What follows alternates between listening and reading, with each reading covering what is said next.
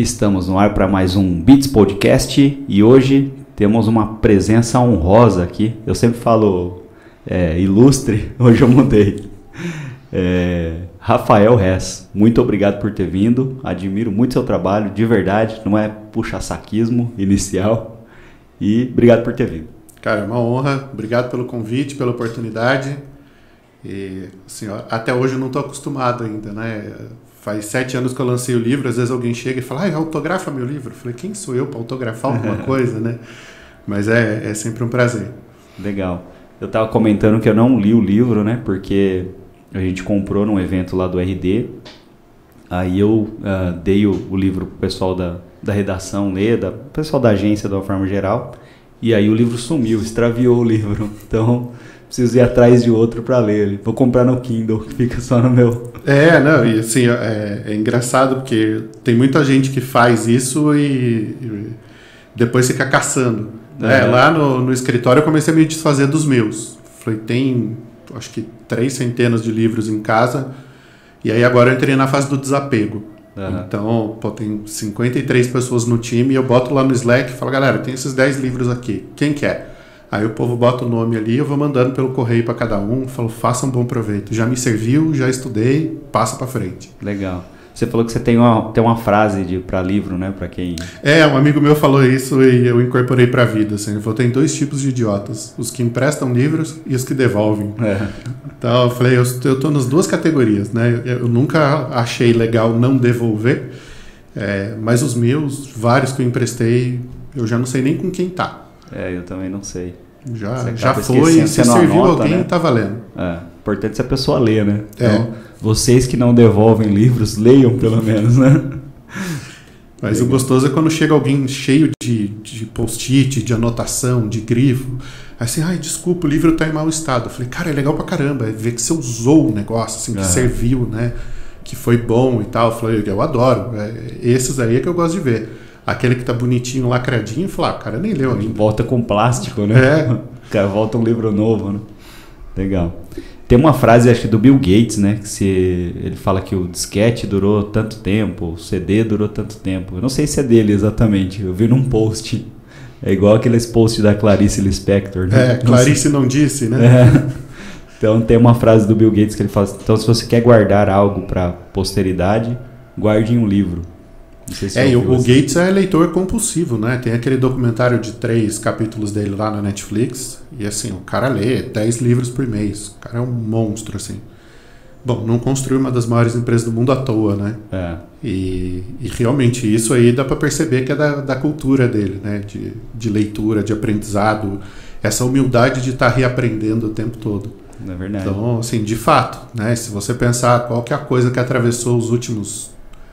sei lá, a prensa do Gutenberg, acho que de 1500 e alguma coisa, né? Então, os últimos 5 séculos é o livro. Até antes, você pegar da cultura judaica lá, os caras descobrem papiro, o papiro eu acho que ele é de 3500 antes de Cristo, né? Então, aquilo que está escrito em papel, né? Aquilo atravessa os séculos. O resto é contextual, né? É verdade, legal. E, bom, vamos lá, como é que você começou nessa lida aí? Deixa eu me apresentar rapidamente, né? Eu tenho 43 anos, sou pai do Pedro e da Carol, tenho 2 enteados, o Enzo e o Luigi. Eu comecei no digital em 97 como web designer. O primo da minha namorada me ensinou HTML e eu comecei a fazer site para a banda dos amigos, assim. Já tinha aprendido a mexer pelo tutorial do Corel, no Corel 7, no Photopaint. Aí eu fazia os criativos, assim, e ele ajudava a implementar o HTML, menu, navegação. Ali no ano seguinte eu comecei a estudar arquitetura e trabalhar à noite para levantar uma graninha, ajudar a pagar mensalidade e tal. Eu estudei arquitetura também. Eu fiz arquitetura na PUC 1 ano. Aí eu tranquei, porque a mensalidade ficou cara demais, meu pai estava muito ruim de grana, eu falei, cara, eu não quero mais que meu pai me sustente, eu quero pagar minhas contas. Aí ele ficou chateado pra caramba, porque o sonho da vida dele era ser arquiteto. Legal. Aí eu entrei na Unicamp no ano 2000, no curso noturno de arquitetura, e eu trabalhava durante o dia na IPTV, e de noite fazia o curso. Aí em 2002 eu montei a Lógica Digital, que era uma produtora de sites, com mais 2 sócios, E dali a coisa começou a escalar. Aí eu abandonei a segunda faculdade de arquitetura, então eu tenho 3 anos de arquitetura, mas não me formei. E eu sofri um acidente, fraturei a coluna, e eu fiquei 4 meses deitado. A única coisa que eu podia fazer era ler. Né? Na época o notebook ainda era muito caro e tal. E aí eu li vários livros, descobri SEO, falei, cara, eu vou enveredar por isso aqui. Porque a gente criava os sites, mas você precisava gerar audiência. Então ou você anunciava no Google Ads, ou você fazia SEO, né? Rede social, porra, não existia, 2007. Aí eu sou ali da primeira geração do SEO brasileiro, né? Eu sempre dou crédito, né? 6 caras que trouxeram SEO para o Brasil. Né? O Flávio Raimundo, Rubenzelli, Cassiano Travarelli, o Alex Pelatti, o Fábio Ricota e o Maurício Zani. E o Zani hoje me dá a honra de ser sócio dele na Nova Escola de Marketing, um projeto que a gente toca desde 2016. E ali eu fui para o SEO.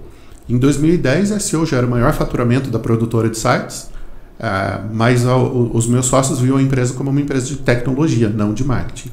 Aí eu saí da empresa e fundei a Web Estratégica em 2011, né, com foco em SEO. E ali eu tinha uma vontade, assim, quando eu saí da produtora, a gente tinha 53 funcionários. E aí eu falei, puta, eu não quero mais uma empresa grande, com tanta gente, eu quero uma empresa 10, 10, 10. 10 pessoas, 10 clientes por 10 anos. Uma ova. Hoje a gente tem 150 pessoas no ecossistema. É igual o Nizam quando fundou a África, né? Eu quero fazer uma coisa pequenininha e tal. Putz, hoje, 12 anos depois, a gente tem 150 pessoas no ecossistema. Esse ano a gente entrou no caminho do M&A, né? A gente acabou de comprar uma agência que é a Lume, lá de Porto Alegre. Parabéns, hein? E assim, cara, eu nunca imaginei isso. Eu queria ser consultor de SEO, né? Eu queria fazer SEO porque eu sabia fazer aquilo ali bem. Eu não imaginava que a empresa ia ficar do tamanho que ficou.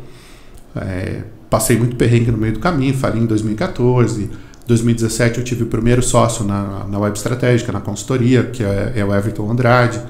Agora, a partir desse ano, a gente tem o Anderson Facundes e o Christian Magalhães, são 2 caras da primeira geração do SEO brasileiro também. E aí a gente está reposicionando a empresa para ser um growth partner. Né? Então, não é só mais uma consultoria de SEO, uma empresa de marketing de conteúdo. A gente quer atuar no growth como um todo. E aí tem mais 3 aquisições mapeadas aí para os próximos 2 anos. Então, com certeza, até o fim do ano que vem, a gente ultrapassa a marca aí de 200, 250 pessoas no ecossistema. E aí é legal porque você começa a ver a quantidade de famílias que estão envolvidas naquilo, né? A gente tem 3 colaboradoras que engravidaram aí nos últimos 2 anos e têm filhos pequenos. E aí, assim, é muito legal ver que o seu trabalho está provendo um monte de famílias, está permitindo que um monte de gente cresça na carreira. Tem vários redatores que trabalham no time que fazem mestrado. Então, eles usam o trabalho de redação para se sustentar, porque uma bolsa de mestrado de R$ 1.200 hoje em dia, você não sobrevive, né? E aí, assim, eu falo, 30% do nosso time de redatores faz mestrado. Eu falo, caceta, cara, é muito impressionante, assim, é muito impactante pra gente isso e é uma realização legal, né? Você vê que, legal, 25 anos de carreira em digital, tendo começado lá atrás e, assim, internet de escada naquela época, né? Fazer site no Notepad, aquela coisa bem rústica, assim, e a gente olhar o tamanho que é esse mercado hoje, a diversidade que é esse mercado, só o e-commerce brasileiro movimenta 350 bi por ano. Caramba. Então, assim, é uma economia já que em 2, 3 anos vai bater na casa do 1 trilhão. Então, a quantidade de emprego que gera, de movimentação na economia. Agora com a pandemia, todo mundo indo para o digital, quem não tinha ido foi a força, né? Então, a gente que está lá desde o comecinho vendo isso acontecer, você fala, puta, eu já sabia, né? Mas que bom que rolou. Era engraçado que você ia vender um site ou vender um projeto digital, às vezes para o cliente, né? O cliente fala, legal, tal, isso aí, mas faz o meu folheto lá. Aí você fala, porra, velho, você tá perdendo tempo, né? Você tentava convencer e tal, mas não tinha conversa. Era o folheto, o banner. Se a gente pensar em 2000, tinha 1 milhão de pessoas acessando a internet no Brasil. Cara, quando veio a pandemia... 0,5% da população. Quando veio a pandemia, parece que esses caras do folder, do banner, viraram a chave e começaram a procurar a gente. Vamos fazer. Aí a gente teve um problema de demanda. A gente não conseguia atender todo mundo. Não conseguia, exato. Aí foi aí que a gente fez a fusão, que era a Bits, né? Que a marca que a gente trabalha hoje, ela é a fusão da Platts e da Uquat, que era uma empresa que fazia site, migrou para o digital, e a Platts vem do full service, era uma agência tradicional, e migrou para o digital. Então as duas chegaram no mesmo caminho, no mesmo tempo, e a gente também já era amigo pessoal desde sempre, assim. E isso muda muito as coisas. Eu sinto muito isso agora, que a gente tem 2 sócios novos na empresa, caras que eu conheço há 11 anos, assim, conheço o caráter, conheço a visão de mundo. Agora a gente está tendo a oportunidade de conhecer as esposas, os filhos, as filhas, né? Porque os 2 têm meninas. Isso muda muito, né? O Everton, que é meu sócio ali na Web desde 2016, ele tem uma frase que eu gosto muito. Ele fala, não tem nada mais pessoal para mim do que negócios. A maior parte da minha vida eu passo fazendo negócios, né? Trabalhando. Então, que eu passe com pessoas que eu admiro e confio. Eu falo, porra, isso tem um significado muito forte para mim. A minha tia tem uma frase que ela me ensinou desde pequeno, mas é muito mais chula. Ela fala assim, trabalhar já é uma merda, então trabalhe com quem você gosta. Mas é isso, né? Eu costumo falar que assim, se a gente fosse fazer tudo que a gente tem que fazer, o dia teria que ter 40 horas. Né? Porque você tem que dormir 8 horas. Quem dorme 8 horas? Você tem que se exercitar 1 hora por dia, todo dia. Você tem que mastigar 25 vezes cada garfada. Você vai levar 1h30 para almoçar. Né? Você tem que meditar 40 minutos por dia. Você tem que passar 4 horas de qualidade com seus filhos. Você tem que trabalhar 8 horas. Cara, não dá tempo. Tem que ser um dia de 40 horas. Né? E nós somos a geração na história da humanidade que mais faz coisas simultaneamente. Né? O cérebro não está preparado para isso. É o tempo todo ali, a TV ligada, o Spotify ligado, o WhatsApp chamando, o e-mail, o Slack, o Skype, para quem ainda usa. É tudo requerendo a sua atenção simultaneamente, e o cérebro não evoluiu para isso. Né? Ele não está preparado. Por isso que a gente tem tanta gente com transtorno de ansiedade, depressão, diversos impactos na saúde mental também, porque é um excesso de dopamina, um excesso de atenção, falta de sono, né? Então, assim, impacta uma série de coisas. Então, uma das políticas que a gente tem dentro da empresa, assim, a responsabilidade digital. Além da responsabilidade social, responsabilidade digital. Então, a maior parte da equipe não é autorizada, digamos assim, não é o termo que a gente usa, mas a fazer hora extra. A gente entende hora extra como um erro de gestão. Se alguém está precisando trabalhar mais horas do que 8 horas por dia, é porque aquela pessoa está sobrecarregada. Então a gente precisa contratar mais gente. Ou a gente precisa ajudar aquela pessoa a gerenciar o tempo melhor. Ou a gente precisa otimizar as tarefas que ela está realizando. Então assim, é um processo de gestão para olhar para a eficiência da empresa, mas para a qualidade de vida das pessoas que trabalham com a gente. Né? Assim, a cultura da empresa ser um ambiente acolhedor, um ambiente produtivo, um ambiente que as pessoas gostam de estar. Mas a melhor forma da gente cuidar dos nossos clientes é cuidar da nossa equipe, porque é a equipe que cuida dos clientes. Então, quando você trabalha esse bem-estar, você atrai boas pessoas. E a melhor forma de atrair boas pessoas é que as pessoas que trabalham com você indicam pessoas para trabalhar lá. Né? E aí, poxa, você não precisa ter um processo de contratação e usar Goop, Glassdoor, LinkedIn e ficar pedindo. Você fala, não, cara, boas pessoas vão chegando organicamente porque o ambiente é bom, porque os clientes são bons, porque o processo de trabalho é bom, porque o ambiente é bom. Né? E essa é uma visão que eu acho que a nossa geração está trazendo para o mercado. Né? Você não massacra mais as pessoas, você não amassa as pessoas. Você potencializa que elas executem o melhor que elas sabem fazer. Quando a gente começou, né, eu e o Pelo, que está fazendo a mesa ali, a gente trabalhava em outra agência, trabalhou em outras agências, e a cultura era essa, o publicitário gosta de pizza e café. Aí a pizza era porque você ficava até 10, 11... Chega 10 horas da manhã, mas sai meia-noite, né? Não é vida, né? Então todo mundo tinha essa cultura. Aí você vê, o publicitário geralmente estava acima do peso, só careca, o cara chegava com 30, 40 anos, estava depenado. Olheira. Assim, o cara tá acabado, e assim, ele não tem vida social, né? Ele não cuida do corpo, não cuida da mente, destrói casamento, o cara não é presente com os filhos. Então você tem um monte de impacto negativo na vida do sujeito e assim, pelo glamour da profissão. Né? Qual que era a profissão mais glamourizada nos anos 90? Era a publicidade. Né? Você citou o Nizango Anais, mas aí a gente puxa, sei lá, um Washington Oliveto, o cara era o ídolo nacional. Né? O cara, todo mundo queria trabalhar na W Brasil. E eu acho que ainda existe esse glamour, né? A gente vê o pessoal dos infoprodutos aí, que eu brinco os coach de terno azul cintilante, né? Com essas promessas bizarras do tipo, eu não acredito que você tem um celular e não fatura 20 mil por mês trabalhando no sofá da sua casa. Cara, velho, tipo... no começo isso aí me pegava, eu falava, porra, eu sou um bosta, como é que eu não faço isso? Cara, eu chamo isso de golpe do bilhete premiado digital. Aí você conhece o cara intimamente, você vê que o cara tá fudido, né? Não, muitas vezes não, porque assim, ele ganha por vender o milagre. Né? Então ele cria a fórmula do sucesso, e a fórmula do sucesso é vender a fórmula do sucesso. Né? Aquela história, na corrida do ouro, quem mais ganha dinheiro é o vendedor de pá. Porque cada um ali vai achar uma pepita de ouro, mas ele vai vender todas as pás. Né? Então é essa coisa da venda do milagre digital e coisa e tal. E agora na pandemia, puta, isso escalou absurdamente.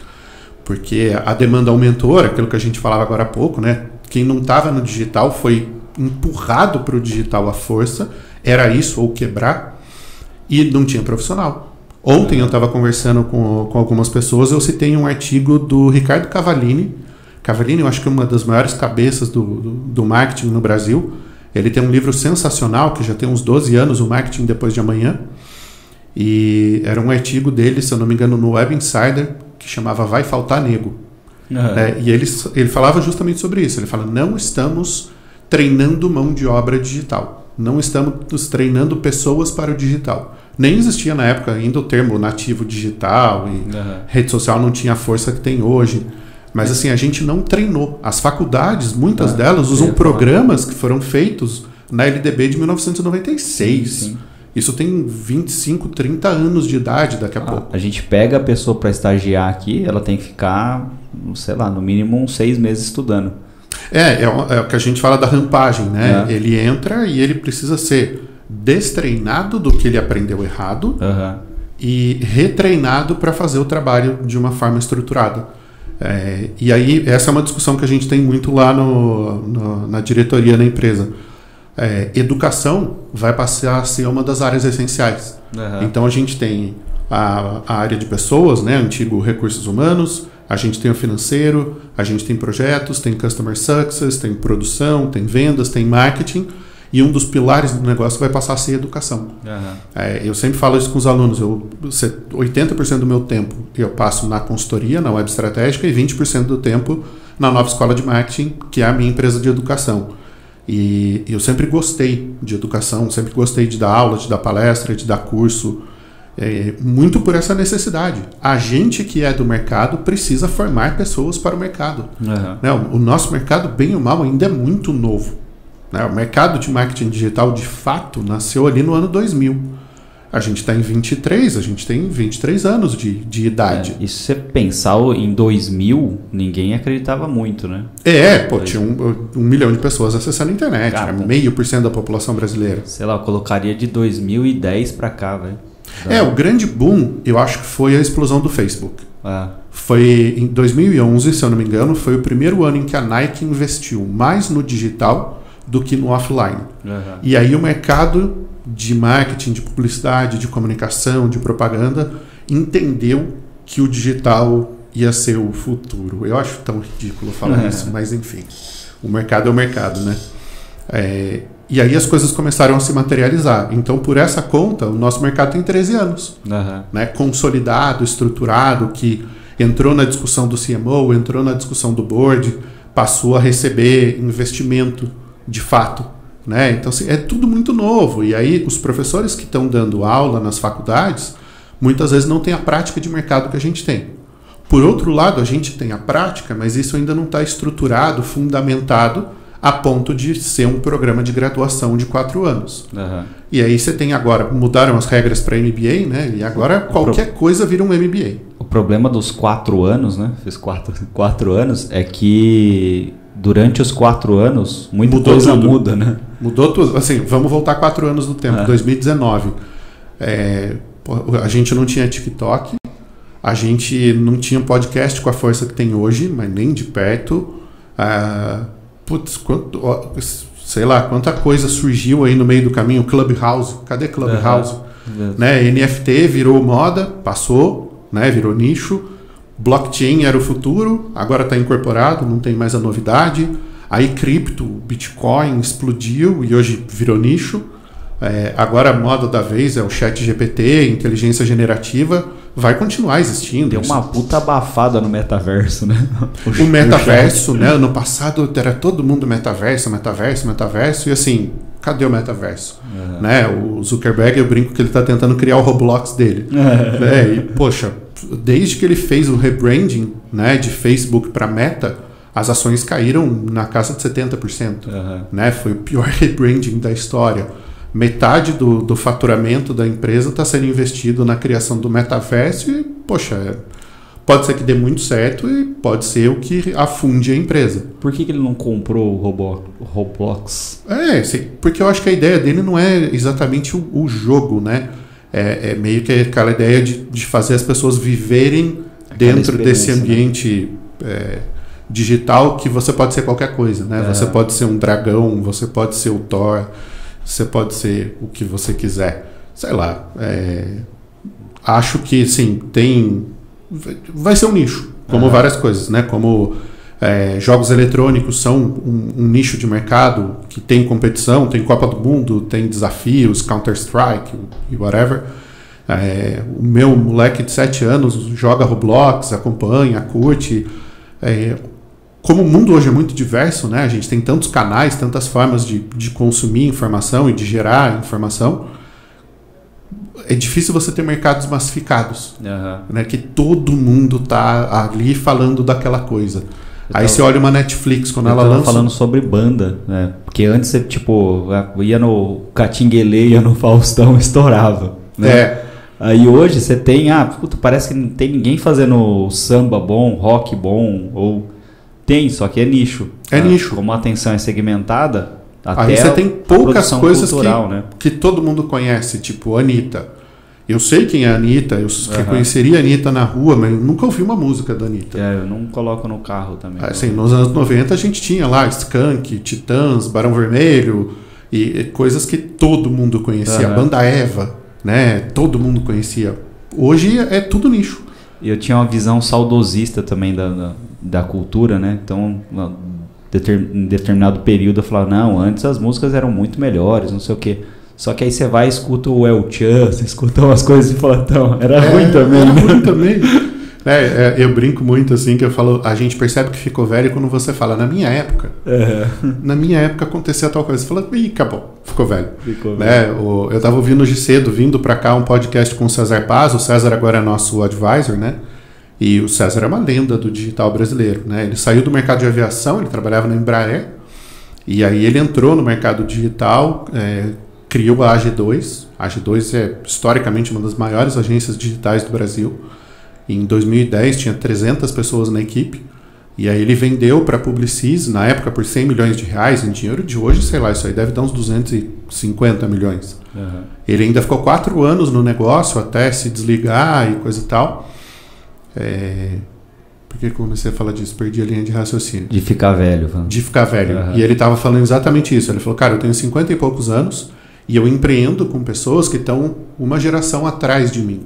Porque eles têm na faixa ali dos 30, 35 anos e eles têm um modelo mental diferente do meu, eles têm um raciocínio diferente do meu. Essa é a minha forma de não envelhecer mentalmente. Então eu consumo a consciência, a visão de mundo, o modelo mental desses empreendedores mais jovens, e eu levo para eles a minha experiência de mercado. E além do Ecosys, que é o grupo de empreendedores digitais deles, são 9 agências hoje, ele é sócio da Pipeline Capital, que é uma das empresas que tem liderado o mercado de M&A, né, de fusões e aquisições no Brasil. Então eu achei muito legal essa visão dele, né, de você não se desconectar de como as coisas estão mudando. Você envelhece a partir quando você acha a Anitta ruim. A hora que você consolida e fala, não, o que eu consumi quando eu era jovem é bom e o que tem agora é ruim. Não é ruim, é diferente. Né? A forma da sociedade entender as coisas vai mudando. Né? Tem as fases, tem as modas. Tem gente que tenta lutar contra uma onda, né? Então, quando o cara tem que entender que ou ele surfa, ele pega um jacarezinho, alguma coisa assim. Não, ou ele está em outro nicho. Né? Então tem a galera que curte aquilo ali, tem a galera que curte outra coisa, não tem problema nenhum. Né? A gente teve várias ondas aí no empreendedorismo, por exemplo. Nos anos 90, a onda era pousada. Monte a sua pousada e você vai ter um negócio ok para você se aposentar e tal. Eu falei, cara, uma pousada é o pior negócio do mundo. Você tem que cuidar do café da manhã, do almoço, do jantar, tem que manter tudo limpo, você tem poucos quartos, então você não gera lucratividade, você tem uma ociosidade gigante durante a semana e ocupação de fim de semana e nas férias só, e você tem que manter equipe, estoque, um monte de coisa. Depois, nos anos 90, nos anos 2000 agora, veio a onda da franquia. Era franquia de tudo, populando para tudo que é lado, e franquia. Aí agora, nos anos 2010, a gente teve outras ondas aí. Só que hoje você tem essa diversidade de canais e de formas de fazer e tudo virou nicho. Não existe mais comunicação de massa, não existe mais essa massificação do consumo. Né? Então você tem o nicho vegano, você tem o nicho vegetariano, você tem o nicho carnívoro, você tem a dieta paleolítica, aí tem o cara que faz não sei o que. Tá, tem nicho para tudo, cara. Tem mercado para tudo. Jejum intermitente. Então, assim, cada um vai encontrar a sua tribo. Eu acho que o fundamento da gente em marketing, em comunicação, é entender o comportamento. E o nosso comportamento nos últimos, sei lá, não sei nem precisar isso em termos de data, 50, 100 mil, 500 mil anos, é viver em bando. O ser humano não consegue viver sozinho. Acho que nem um animal vive sozinho. Acho que a gente sempre foi cluster. A gente é um animal coletivo. Né? Os macacos têm os bandos, todas as espécies têm ali os seus bandos. A gente não existe sozinho. O cara fica isolado, ele vira um nabomber, cara. Ele fica louco. Né? A pandemia agora acelerou esse processo de depressão, de ansiedade, porque as pessoas ficaram muito isoladas. E a gente precisa de gente. Precisa abraçar, precisa beijar, precisa estar junto, precisa olhar no olho. Isso é parte da natureza humana. Então, assim, você sempre vai ter uma tribo a qual você pertence.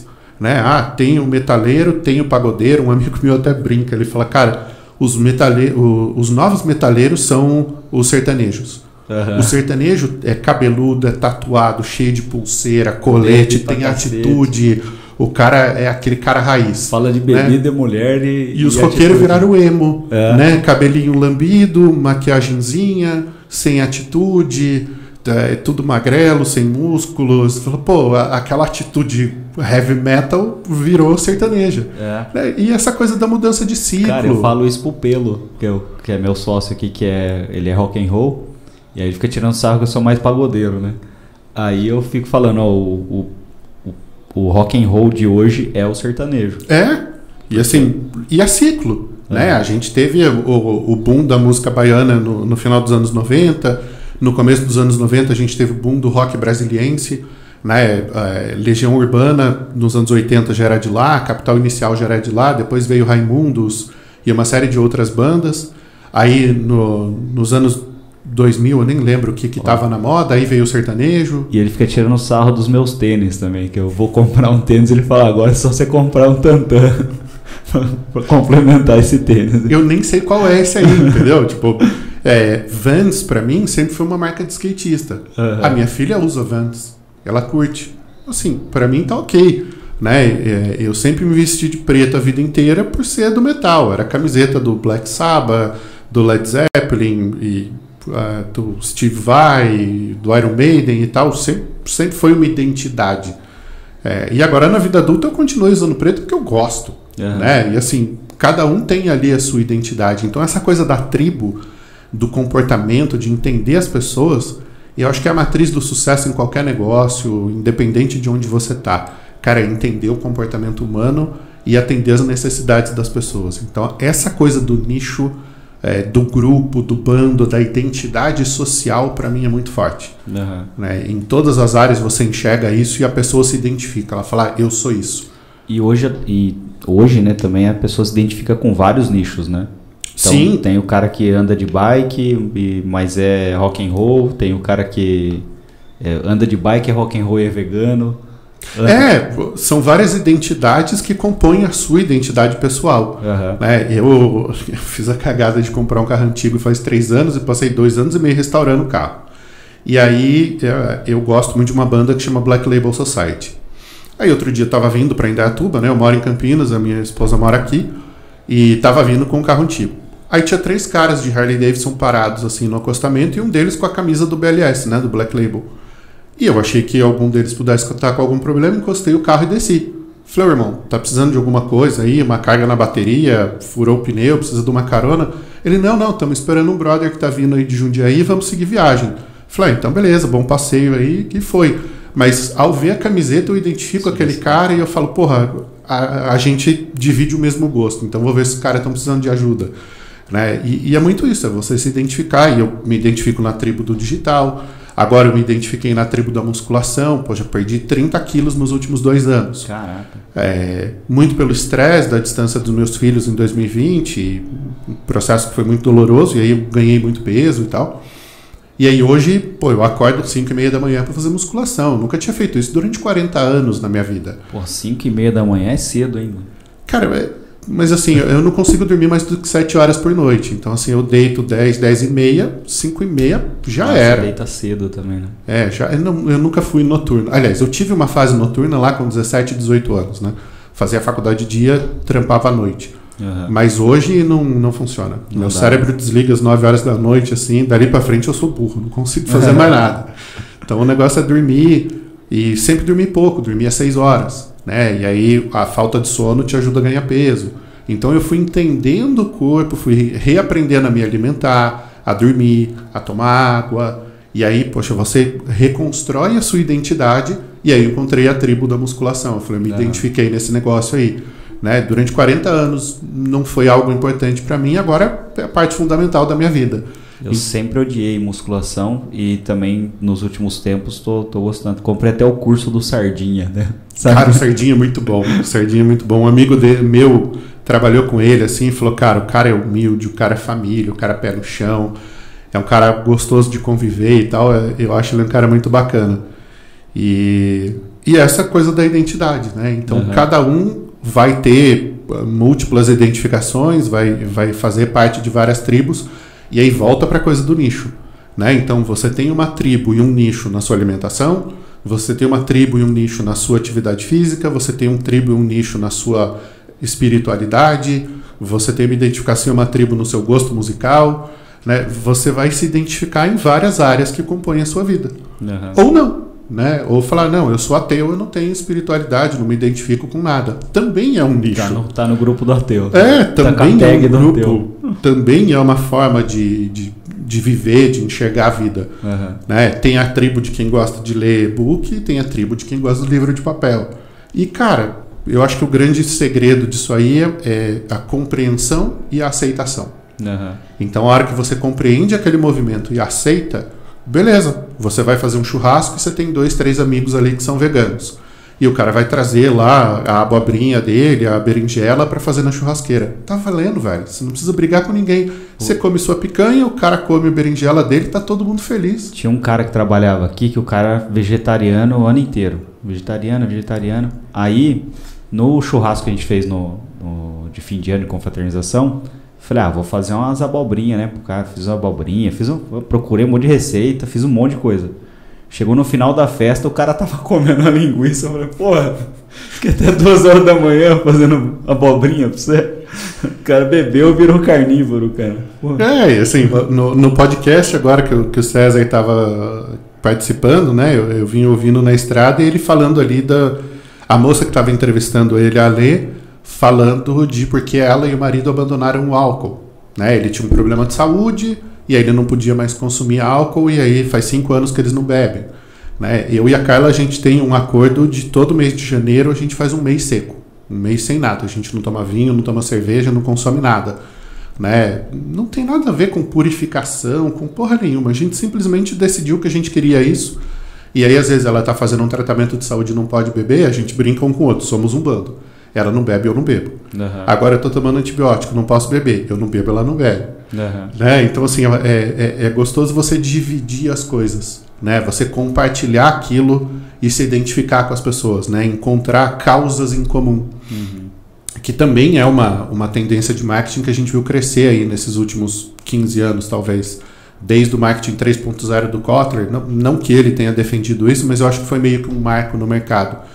né? A partir do momento em que a gente para de olhar para o marketing e olhar as pessoas como consumidores e passa a entender essas pessoas como clientes, como tomadores de decisão, como pessoas com opinião própria, como pessoas que são mais exigentes com as marcas.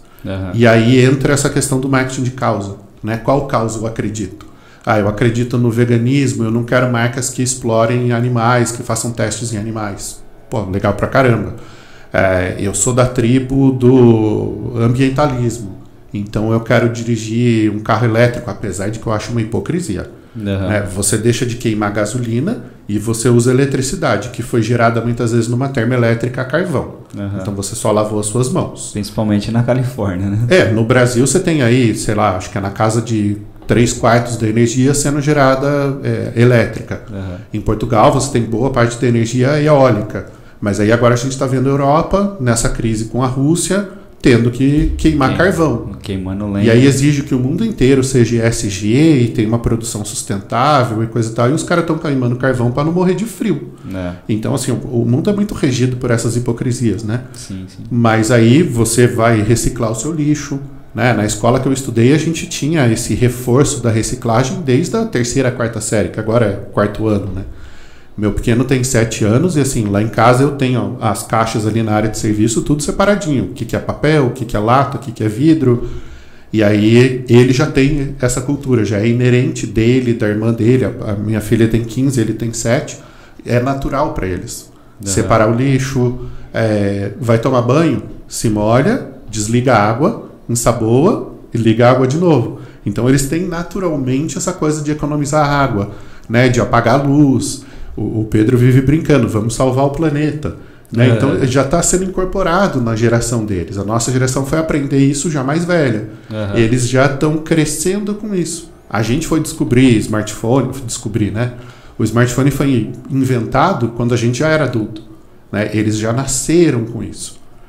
Então isso muda a relação com o mundo. O tal dos nativos digitais lá. Muda o entendimento deles com a educação. Esses dias eu recebi no aplicativo da escola deles lá uma comunicação formal da escola sobre a política de uso de celular. Porque a molecada tá na aula, com aqueles fonezinhos discreto na orelha, ouvindo podcast. Né? Falando no WhatsApp, postando coisa no TikTok.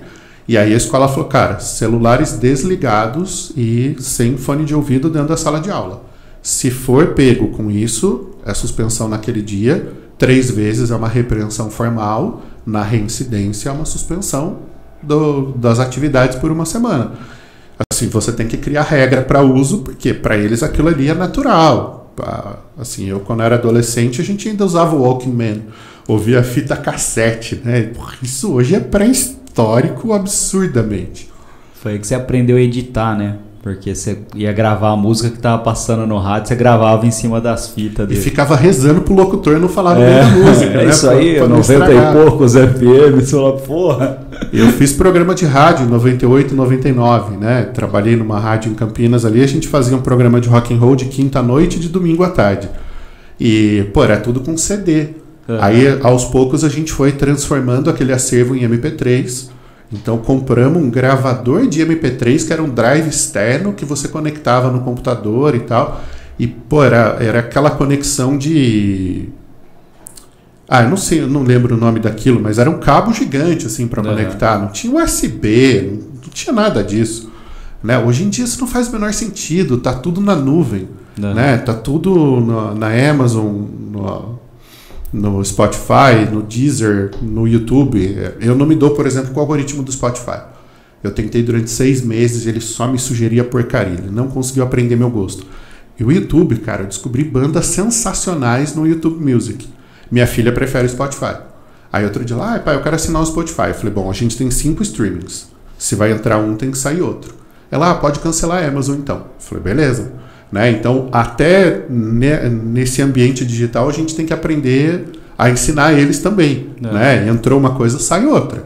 Né? Você tem que aprender a gerenciar as coisas e tal, mas é a gente manter essa cabeça aberta para o novo, desaprender e reaprender. Eu acho que é um processo. Agora, tem o conceito lá do lifelong learning, né? Aprender pela vida toda.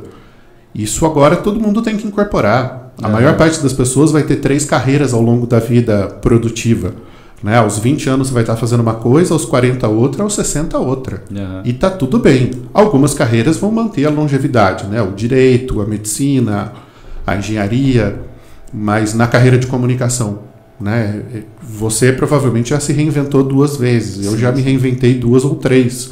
Comecei como designer, virei arquiteto de informação, virei consultor de SEO e hoje o meu papel é em negócios. Eu comecei com uma lista telefônica, que provavelmente não deve ter uma ou outra, assim, deve ter a Listel, talvez, nem sei se existe físico, mas...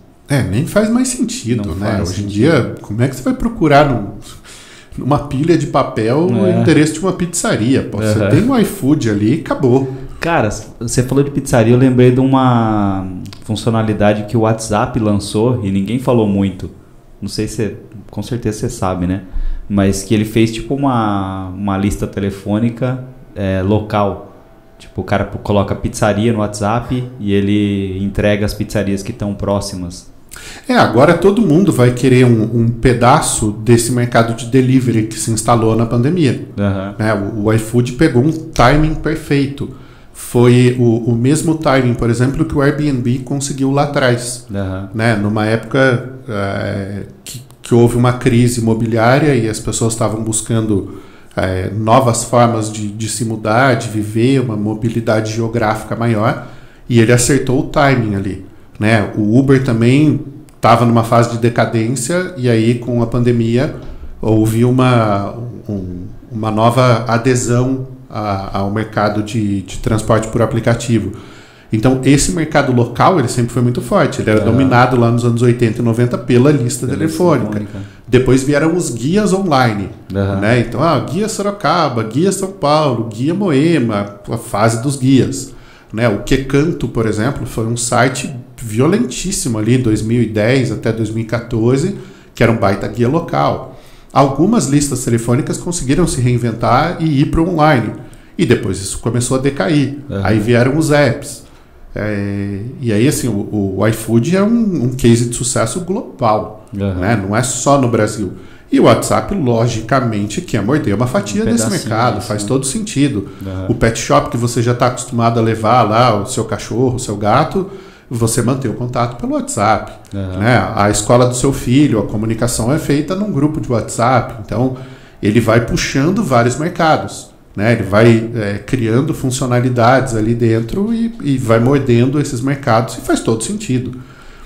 Aquela frase de um diretor do Google que foi tirada de contexto agora em dezembro, ele numa palestra comentou que eles fizeram um teste e 40% das pessoas que eles testaram, ao buscar um restaurante, buscava no TikTok e não no Google. Aí algum jornalista generalizou, né? Essa notícia saiu no TechCrunch e aí ela foi distorcida. Como assim, 40% da geração Z prefere procurar no TikTok do que no Google. Não, era um grupo de controle dentro de um contexto buscando restaurante. 10, 12 anos atrás era o Foursquare. Cadê Foursquare agora? Então é entender esses ciclos. Né? As primeiras redes sociais lá atrás, o Orkut, o High Five, tudo isso morreu. Né? Eu percebo que os mais jovens, eles quando vão fazer uma busca, buscam dentro do aplicativo de social, tipo, dentro do ele do busca Instagram, no ambiente em que ele está mais acostumado a frequentar. Então, se ele é um hard user de Instagram, ele vai buscar no Instagram, porque aquilo é natural para ele. Eu busco o Google ou o YouTube. Eu vejo que os caras meio da minha idade também têm esse comportamento. 3 semanas atrás eu estava dando aula no INSPER e estava falando exatamente sobre isso, né? Tinha um grupo ali de diretores de empresas e aí a gente falando da matriz de comportamento. Então você tem o uso geracional e o uso socioeconômico. Em algumas classes socioeconômicas, algum aplicativo é mais popular. Em outras, outro aplicativo é mais popular. Por que os grandes marketplaces lançaram aplicativos próprios? Você tem o app da Magalu, você tem o app do Mercado Livre, você tem o app de outros players. Porque o usuário de celular pré-pago, ele tem um volume de banda de tráfego muito pequeno. 1 GB, 2 GB, 5 GB. Ele consome isso muito rápido. Quando é um app de marca, né? E o app é que paga esse tráfego. Então, o cara do celular pré-pago instala o app da loja e busca dentro do app da loja. E aí isso é um comportamento típico da classe D, né? Da classe socioeconômica. Alguns aplicativos como o Instagram, eles bombaram primeiro no iPhone. Então, quando você queria fazer uma venda premium, você anunciava no Facebook Ads, segmentava para Instagram e segmentava para iPhone. Aí com a LGPD essa segmentação sumiu. Então, você conseguia atingir a classe B, o A+, e o A+, gargalhada, que a galera fala, né? O povo que assou o nariz com nota de 100, usando essa matriz socioeconômica e geracional. Tem um público, por exemplo, que veio para o digital nos últimos 3 anos. Médico até 2018, 2019 não existia no digital. Você não conseguia falar com o médico, nem por e-mail, nem por rede social. A maioria não tinha site. Alguns, um ou outro ali, tinha um canalzinho no YouTube. Quando veio a pandemia, os caras foram obrigados a ir para o digital. E aí hoje o Instagram, o YouTube são tomados de conteúdo médico, né? Pega aquela psiquiatra super famosa lá, Ana Beatriz. Pega o Dr. Baracá, que é do jejum intermitente. O Paulo Musi, né, que é o médico lá da musculação. Então você tem várias estrelas, né? Antes a gente tinha o Drauzio Varela. Eu sempre brinco que o dia que eu tiver uma banda vai chamar Drauzio e os Varelas. E ele era o cara conhecido porque ele estava na televisão. Hoje as estrelas do mundo, elas estão nas redes sociais. E aí o que acontece? Dependendo da geração, né, da idade e dependendo da classe socioeconômica, o hábito de uso do digital é diferente. E aí você tem que fazer uma matriz disso e entender. Um tempo atrás eu conversei com um executivo do Itaú e ele estava falando sobre personalização do site do Bankline. Se você é um cliente de até 20 e tantos anos, você só usa banco digital. Você nunca entrou numa agência do Itaú. Se você tem mais de 50 anos, você sempre usou o banco físico e migrou para o Bankline. Então, o cliente até 20 e poucos, ele só usa o app. Ele nem entra no site. Site para ele não faz sentido. O cliente de mais de 50, ele não confia no app. Ele tem medo do celular dele ser hackeado. Então, ele usa o Bankline. E aí você vai personalizar as soluções do banco e o que você vai oferecer. O cara de 50, ele já tem um imóvel próprio. Mas esse jovem muitas vezes está buscando um financiamento imobiliário, um financiamento automotivo. Para vender. Agora aquele cara de 50, ele está procurando uma antecipação de FGTS, um empréstimo consignado, um seguro viagem. Então você tem hábitos de consumo diferentes de acordo com o hábito de navegação, a classe socioeconômica e a geração. Né? E aí você fala, porra, olha a complexidade. Volta no que a gente falou o tempo todo. Nicho, né? Tudo virou nicho, e comportamento. São os dois fundamentos de marketing para tudo. Verdade. E o ChatGPT? Vai sair um artigo meu essa semana no E-Commerce Brasil sobre o ChatGPT. Eu acho que existe um entendimento errado das pessoas sobre como essa tecnologia funciona. Né? No que ela bombou agora em dezembro de 2022, nossa, é a revolução, é a Skynet, o mundo acabou, né? Cadê John Skynet. E as pessoas estão começando a usar e ver um monte de falhas da tecnologia. Né? O Cássio Politi, que é um amigo meu, é do mercado de marketing de conteúdo, ele foi lá no ChatGPT e falou, quem é Cássio Politi? Aí o ChatGPT disse que ele era autor do livro Marketing de Conteúdo, a Moeda do Século XXI. Ele tirou o print, me marcou no LinkedIn e falou, cara, eu não sou autor desse livro, o autor desse livro é o Rafa. Um outro cara Eu perguntei aqui quem é o Júnior Pavão, que é o cara do comercial aqui. Aí ele pegou e falou, não posso falar sobre criminosos. Eu falei, o que você tá fazendo na internet, velho? O cara tá na Deep Web. Tá na Deep Web. Teve um jornalista automotivo que perguntou ali como era a amizade de Nelson Piquet e Ayrton Senna. Cara, eles eram inimigos públicos, eles brigaram na pista de corrida. Um bateu o carro no outro. E aí o ChatGPT contou toda uma história sobre a amizade deles. Aí ele foi lá e forçou a barra. Ele falou, como Ayrton Senna morreu? Ele falou, ele morreu num incêndio no autódromo o autódromo japonês, lá me fugiu o nome, Nakajima, alguma coisa assim. em 1997. Cara, ele errou tudo. Uhum. Então, assim, o problema da inteligência artificial é que ela é treinada pelas perguntas que as pessoas fazem. Uhum. E aí, como as pessoas não sabem fazer perguntas, ela vai desaprendendo. Eu já ouvi umas 3 pessoas falando que têm abandonado o uso do Waze e do Google Maps. Eu sempre tive o hábito de usar Google Maps, porque eu fui usuário de Android desde sempre. Você acha que o brasileiro com a alma, o espírito de porco, o zoeiro, ele pode começar a colocar informações erradas ali, perguntas erradas só para bugar o ChatGPT? Algumas pessoas vão fazer, mas eu acho que não é a massa. Uhum. Né? Não vai ser o maior volume. Mas, assim, os mecanismos de GPS, eles estão aprendendo caminhos ruins. Uhum. Porque ele faz o aprendizado de máquina. Quanto mais vezes um comportamento acontece, mais ele vai cristalizando aquele caminho. E aí ele está dando caminhos errados, está dando caminhos piores. Eu já caí em 3 ciladas aí nos últimos meses de caminhos terríveis que ele me deu. Agora, voltando das férias lá em Ubatuba com os meus filhos, ele me deu um caminho ali, cara, bizarro. Né? Lombadas que meu carro não passava, uma estrada totalmente esburacada, um caminho pelo meio da mata lá, para fugir de um pseudo-congestionamento e ganhar 2 minutos. Uhum. Assim, esse processo do aprendizado de máquina, ele ainda está em evolução. Uhum. Ele ainda leva, no mínimo, uma década para ficar razoável. Então, tem esse impacto inicial.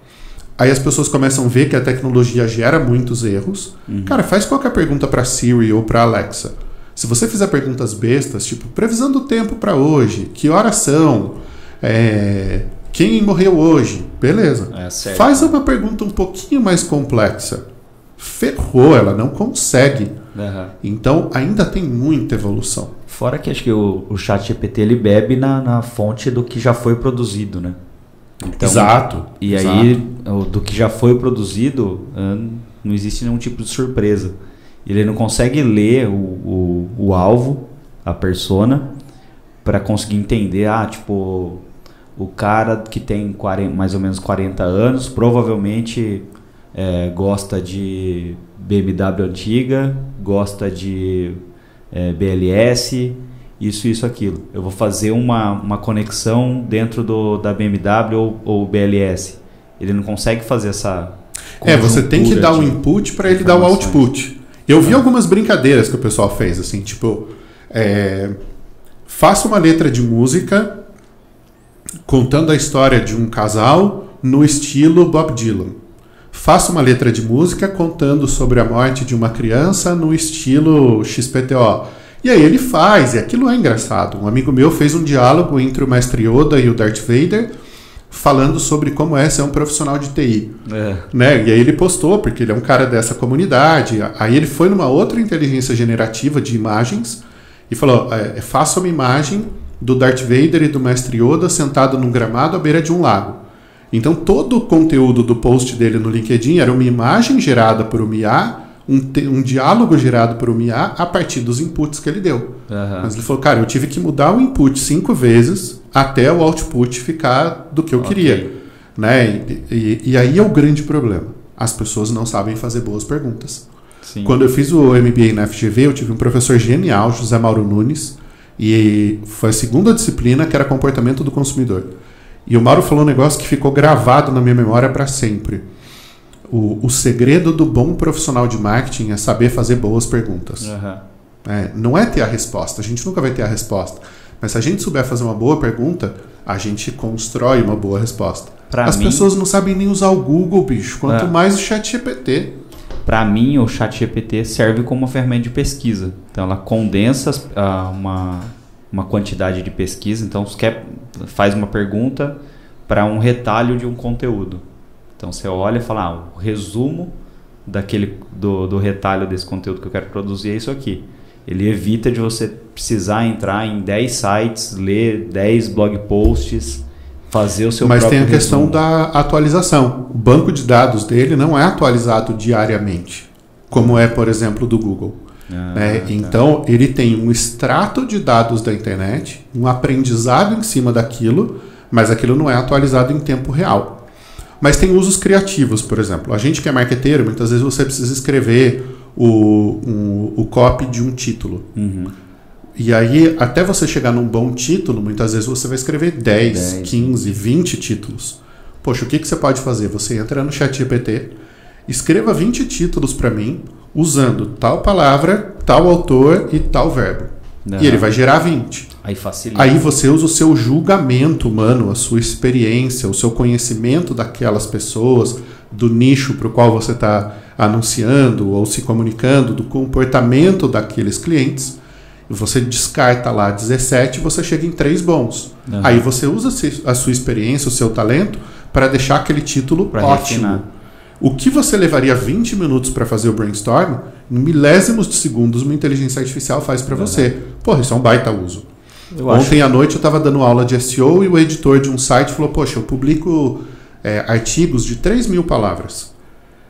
Como é que eu posso otimizar isso? Eu falei, faça um resumo de 250 palavras no começo do artigo. E aí você pode fazer o teste. Se esse resumo vai fazer as pessoas se interessarem pelo texto e ler ele inteiro, ou se esse resumo vai fazer as pessoas lerem o resumo e irem embora do site. E esse resumo pode ser feito por uma inteligência artificial. Então você faz o input do texto e dá o comando. Faça um resumo deste texto em 250 palavras. Você não vai copiar e colar esse resumo. Você vai melhorar o resumo e aí você publica. Então são pequenas tarefas que de fato uma inteligência generativa pode ajudar. Agora, ela está muito longe de poder substituir o ser humano. Está muito longe, né? John Connor ainda não nasceu. E cai pra caramba também, né? Porque, porra, você usa uma quantidade absurda de processamento. Eles já lançaram um plano pago lá, que você paga $20 por mês para usar à vontade. E tá caindo também. Eu brinquei que parece que tá hospedado na local web, né? Tanto que cai. Isso aí é sexta-feira da maldade. Bom, eu acho que não vai também substituir a inteligência humana, mas com o aprendizado, o tempo de exposição, talvez ele chegue numa qualidade bem próxima, né? Tem várias coisas que vão ser úteis, né? Vamos pegar 2 áreas de conhecimento aqui. Medicina. Vamos olhar para o Dr. House, lá na série, que ele fazia o diagnóstico diferencial. O que é o raciocínio dele? Entender o que cada sintoma representa. Qual é a causa que pode estar gerando aquele sintoma. Aí ele cruza vários sintomas. No caso dele, ele usa uma habilidade de entendimento do comportamento das pessoas para entender o que está sendo maquiado. A frase clássica dele, everybody lies, né? Todo mundo mente. E aí ele chega na causa raiz. Ok. Imagine que no mundo que a gente vive hoje, você pode listar alguns sintomas, tirar uma foto, por exemplo, subir isso num banco de dados e ele vai trazer algumas possibilidades da patologia que você tem. Isso vai ser comum daqui a algum tempo. Você vai poder tossir no microfone, ele vai fazer uma análise de várias tossidas que ele tem no banco de dados e falar, provavelmente o que você tem é só uma alergia. Pode ser uma infecção de garganta. Olha, você tem indício de um problema nas cordas vocais. Marque um médico urgente e faça uma avaliação. Né? Ele já pede o exame, você passa para o laboratório, faz o exame e já chega no médico com um contexto. Pô, esse é um baita uso de inteligência artificial para acelerar e facilitar a decisão do médico. Você não substitui o médico, mas você facilita a vida dele e a análise. O Peter Diamandis, lá da Singularity University, tem uma palestra dele no TED de uns 13 anos atrás, em que ele fala, no futuro, os celulares vão ter um local onde você encosta o dedo e ele colhe uma amostra do seu sangue. E ele pode identificar vários dados da sua saúde, né? O seu nível de glicemia, o seu nível de oxigenação, acidez, vírus ou bactérias, infecções. E aí você vai ter no celular a capacidade de alguns diagnósticos médicos. Cara, isso é sensacional. A gente ainda não chegou nisso, mas vai chegar. Eu acho que o relógio já pega... Já faz algumas dessas coisas, né? O Xi Jinping já sabe como que está a minha oxigenação. Aí vamos para a área jurídica, né? Um cliente chega com um determinado problema e você precisa buscar uma jurisprudência. Você fazer isso manualmente é muito trabalhoso, né? Leva muito tempo. Agora você joga isso para uma inteligência artificial e fala, busque jurisprudências da ocorrência XXX em casos XY neste contexto. Cara, em segundos, né, milésimos de segundos, ele escaneia tudo que existe, traz para você E aí você vai ler e vai usar a avaliação, julgamento humano. Então, assim, são duas áreas diferentes em que a inteligência artificial facilita o processo, ela não substitui. Só para fechar esse raciocínio, Marco Linhares é um professor aqui da Unicamp, da Escola de Extensão da Unicamp, e ele foi para a Singularity University também. E eu fui a um evento agora do Ricardo Jordão, lá em Campos do Jordão, lá no Epicentro, e o Linhares deu uma palestra lá e ele falou uma frase que para mim muda o jogo, assim, completamente. A inteligência artificial não substituirá os seres humanos. Os seres humanos que usarem inteligência artificial substituirão aqueles que não usarem. Caraca, falei, porra, muito matou. Foda essa Valeu a viagem, cara. Matou a pau, assim. E, inclusive, na minha empresa, a gente vai fazer investimento esse ano em uso de inteligência artificial para aceleração de processos. Então, eu tenho os analistas, eles são treinados, são pessoas que trabalham na área de inteligência e eles precisam fazer cruzamento de dados. Determinados cruzamentos eu posso matriciar. Eu crio uma matriz, a inteligência artificial cruza isso e traz dados já processados. E aí o analista julga, o analista analisa. Isso eu preciso de um cérebro, isso eu preciso de uma rede neural, eu preciso de experiência, de capacidade de julgamento. Né? Isso a IA não faz. Mas cruzar os dados ela faz melhor do que o analista. Muito mais rápido, né? Muito mais rápido, com mais eficiência, com menor taxa de erro.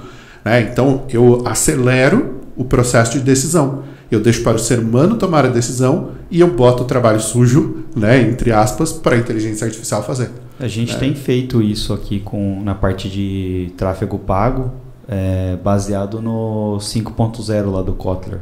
Então tem alguns inputs ali que ele traz. Essa parte está um pouco superficial, né? Mas juntando com alguns outros treinamentos aqui, a gente está conseguindo chegar num modelo. Depois a gente pode até conversar. Pegar a informação sua, você pega a minha. É de novo aquela coisa, desaprender e reaprender a fazer o nosso trabalho o tempo todo. Né? Não tem mais nada escrito em pedra. Acho que só os 10 mandamentos. Né? Isso daí em 2000 anos não mudou. E aquilo ali é o quê? É a base da natureza humana. Né? Ali são mandamentos, né? Para você controlar a natureza humana. Então, não roubarás, não matarás. Né? São mandamentos para que você mantenha a sociedade sob controle. Isso está escrito em pedra faz 2000 anos e isso não muda. Não mudou. Agora, todo o trabalho que a gente faz, ele vai ter que ser reinventado. As pessoas vão ter que se reinventar.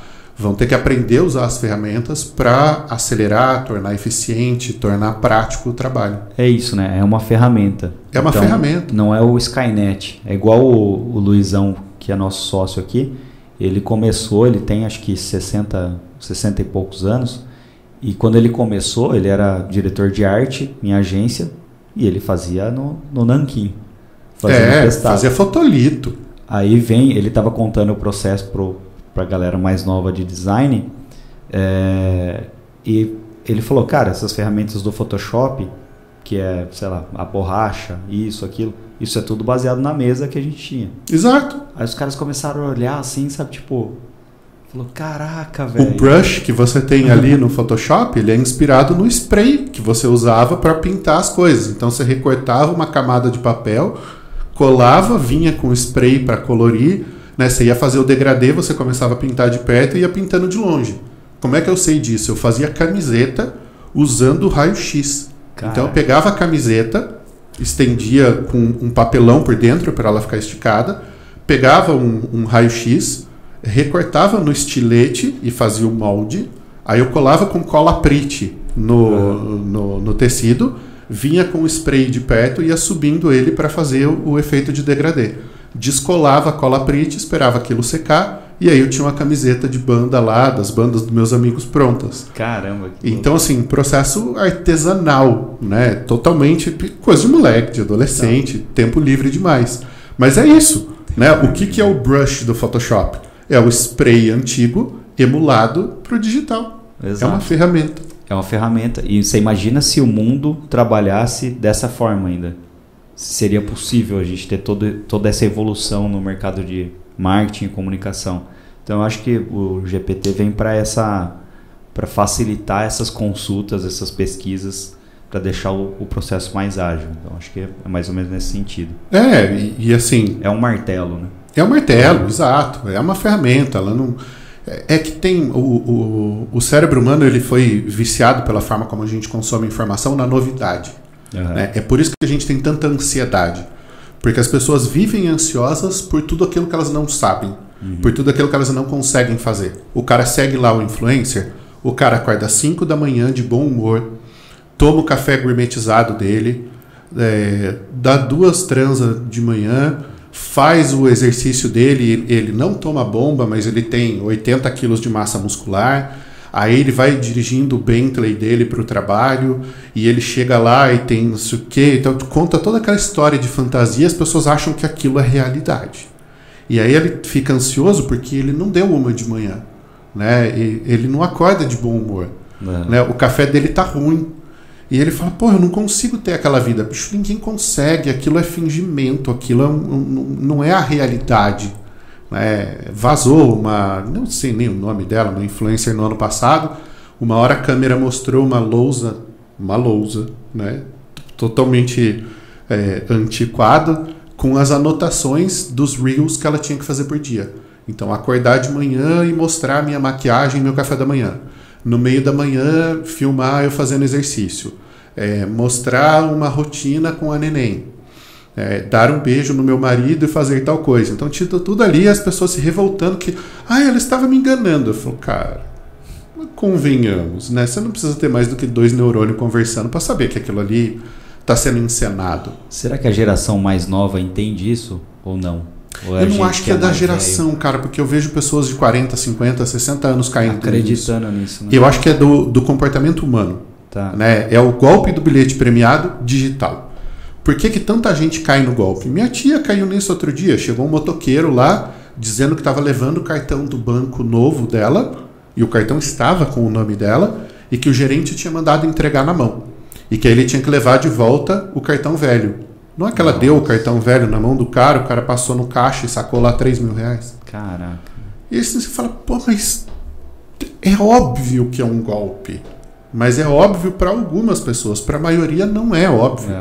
Né? Então, assim, quanto hoax, né, o boato já circulou na internet, né? Quanta bobagem as pessoas inventam e um monte de gente acredita. As pessoas são crédulas. É da natureza humana o desejo de acreditar, a vontade de acreditar. E muitas vezes, assim, a boa vontade ou a ingenuidade de acreditar. Então, isso não é da geração mais nova. Eu acho que a gente não pode empurrar essa culpa para eles. É do ser humano. Né? Coisa de velho, não é o cara mais novo. É uma coisa de todo mundo, né? Todo mundo quer acreditar. A criança quer acreditar no superpoder, no super-herói, né? Na heroína, lá no personagem do desenho. O adolescente acredita no cara da banda, né? Ele leva aquilo a sério, aquilo pra vida e coisa e tal. O jovem acredita no ídolo, né? Essa coisa da idolatria, ela é da natureza humana. Né? Você precisa projetar algo em alguém e tentar alcançar aquele ideal. Né? Aí é feito de trouxa. É por isso que está lá, né? Não praticar idolatria, né? Nos 10 mandamentos. Então, assim, é justamente isso, porque é natural do ser humano você olhar alguém, idealizar aquela pessoa e tentar alcançar aquele ideal. Aí vem o ídolo. E quando você amadurece e olha para a vida de uma forma crítica, você vê que assim, de perto ninguém é normal. Ninguém né? A rainha da Inglaterra peidava. A rainha da Inglaterra tem bafo. Né? Ela também acorda de mau humor, ela também tem insônia. Né? Ela também tem um dia ruim. Ela é um ser humano como qualquer um. Se você acreditar no personagem que está lá na varanda do Palácio de Buckingham, acenando com o lencinho e dando um sorriso maravilhoso, cara, aquilo é um personagem, né? Aquilo não é o dia a dia. E aí, isso vem muito da cultura. Eu gosto demais de uma frase do Darcy Ribeiro que ele fala: a crise da educação no Brasil não é uma crise, é um projeto. Quando você nega para as pessoas o direito à educação, o direito à leitura, o direito ao conhecimento, o direito ao aprendizado, você mantém uma massa de pessoas ignorantes. Ignorantes no sentido de que elas ignoram uma série de coisas. Né? Eu não lembro a estatística, mas assim, grande parte da população é analfabeta funcional. Não é capaz de ler um parágrafo e interpretar aquilo que leu. né? Ter um entendimento daquilo. Sinapse, né? Não tem... E aí você fica escravo da televisão, você fica escravo dos jornais, você fica escravo das notícias, você fica escravo da fofoca. Porque você não é ensinado a pensar criticamente. Porque pessoas críticas criticam, exigem, votam e querem pessoas melhores. Então o mecanismo de poder é você não educar. E aí a hora que você tem uma massa de pessoas ignorantes, você manobra essa massa muito facilmente. Então, citando de novo Darcy Ribeiro, a crise na educação não é uma crise, é um projeto. Caramba, verdade. E aí é por isso que as pessoas têm essa falta de olhar crítico, essa falta de capacidade de julgamento, de entendimento. E aí a gente vê por que o Brasil é o país com mais influenciadores no mundo. Por conta dessa credulidade. Eu preciso ter alguma coisa para acreditar. Eu preciso ter alguém para idolatrar. Eu vi esse dado, por per capita, né? É o país que mais tem pessoas que se declaram influencers. Né? Eu fui ler para ver se não era um estudo fake. E aí a regra ali é o seguinte: pessoas com mais de 10 mil seguidores e ativas na rede social. Né? Ativas no sentido de postar mais de 2 vezes por mês, se eu não me engano. Era o critério lá. E aí o Brasil tinha a maior densidade, né? A maior porcentagem baseada na população. Porque se você pegar a Índia, por exemplo, né, tem 1 bilhão e tantos mil habitantes lá, logicamente, percentualmente, numericamente, você vai ter mais gente. Mas percentualmente o Brasil tinha a maior densidade de pessoas consideradas influenciadores, né, com mais de 10 mil seguidores. E isso está intrínseco na nossa cultura. Então, assim, é fácil entender esse comportamento e entender por que a gente usa tanto rede social, a gente acredita tanto como sociedade nos influenciadores, entender esse contexto todo do comportamento e da educação. Legal. Professor, queria te agradecer. Pode chamar de professor, né? Mesmo pode, não tendo tido aula. Eu vi que você acha não, né? Tem certeza que a sua... caraca, como é que fala? Nasceu, aquilo que você nasceu, seu ofício... Não é ofício. Assim, a minha psiquiatra, uma amiga minha, ela falava muito isso. Ela fala, cada pessoa nasceu para uma coisa na vida. É isso. Você nasceu para dar aula, bicho. Nasceu para dar aula. Eu falo, se eu pudesse, eu só daria aula. Né? Tem até uma frase que a gente brinca lá entre professores, que assim, o aluno chega e fala, professor, o senhor só dá aula ou também trabalha? Eu falo, sacanagem, né? Então, assim, eu trabalho e dou aula. Né? Eu dou aula por ofício, por paixão, por me identificar, por amar fazer isso. E eu trabalho porque eu tenho boleto para pagar. Bacana. Queria agradecer muito sua presença. Obrigado de coração. Te admiro o seu negócio, tudo aquilo que você construiu. Vou estar aqui sempre torcendo por outras aquisições, para o negócio crescer e para você espalhar mais o que você tem aí de conhecimento no mundo. Muito obrigado, cara. Obrigado eu mesmo. Gosto muito de contribuir, de compartilhar, de poder dividir um pouco. Eu falo muito com os meus alunos que eu fui muito privilegiado. Os meus pais foram a primeira geração na família a concluir uma faculdade. Né? Os meus avós não tiveram de nenhum dos lados essa oportunidade e eles sempre acreditaram muito na nossa educação. O meu pai dizia que assim, a única herança que eu tenho para te deixar é a tua educação. Eu não tenho dinheiro, eu não tenho patrimônio, eu vou morrer em classe média, mas eu posso te deixar uma educação. E eu tive o privilégio de estudar numa escola fantástica. O meu sonho, quando a gente engravidou da minha filha, era que ela pudesse estudar na mesma escola que eu estudei. Né? Na época eu ganhava R$ 2.400. Eu era um ferrado na vida. E aí eu falei, cara, eu vou trabalhar, eu vou dar certo e eu vou ganhar dinheiro para que a minha filha possa estudar na escola onde eu estudei. E hoje os dois estudam lá. Então, é o único boleto que eu pago sorrindo todo mês. Eu falo, cara, isso aqui... É uma honra para mim. E aí, por ter tido esse privilégio num país em que tão pouca gente tem o privilégio de ter uma boa educação, eu vejo como uma obrigação, né? É um prazer, mas é uma obrigação eu devolver isso para a sociedade. Eu poder levar isso para os meus alunos, eu poder levar isso para um livro, poder levar isso nas palestras, poder gravar um vídeo e ajudar as pessoas. Então, assim, é muito gostoso. Né? É uma puta realização poder fazer isso e, porra, tá aqui é uma honra, é um prazer e espero que outras pessoas continuem tendo o privilégio de estar aqui conversando com vocês. Legal. Obrigado mesmo. Eu acho que foi. Vamos ver que ele... Beats.